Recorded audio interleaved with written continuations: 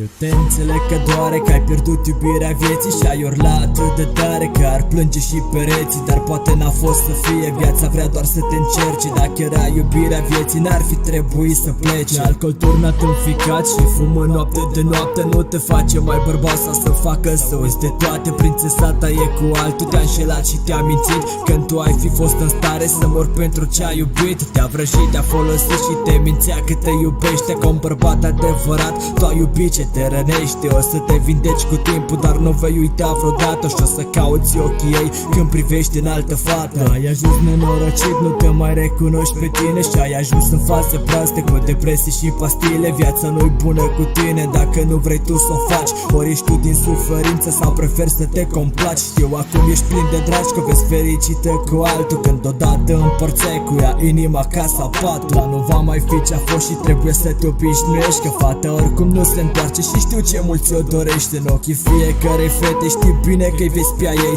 dar oare e ce ai nevoie sau e doar ceea ce vrei? Plângi că zilele la rând, spargi cu pumnii toți pereții când îți amintești că doar cu ea vedeai sensul vieții. Nu știe că îți e greu sau poate știe și nu vrea să te mai ajute fata cum te-a ajutat cândva. Doar că fericirea ta știi că nu de ea depinde. Îți spunea că te iubește deși tu știai că minte. Doar că ție-ți convenea că aveai în preajma ta mereu, iar acum că a dispărut totul ți se pare prea greu. Un golan cu sentimente ce-a iubit cu adevărat, o regină din castel pe care i-a abandonat. Dar o să fii vindecat, ai găsit o altă fată, dar parcă nu e la fel și inima nu vrea să bată. Parcă cum bătea odată pentru fata ce-o iubeai și fata cu care te întâlneai tot mai des o mințeai. Ea te aștepta acasă stând cu sufletul la gură, doar că în fiecare noapte parcă gândul iar te fură. Te gândești la ce-ai iubit, dar nu-ți dai seama că o rănești și ai ajuns și tu la fel ca fata pe care o iubești. Rănești fără să-ți dai seama, ea plânge seară de seară, tu te aduni în anturaje cu băieții de la scară. Ea deja se simte în plus și nu știe cum să te schimbe și ce dracu s-a întâmplat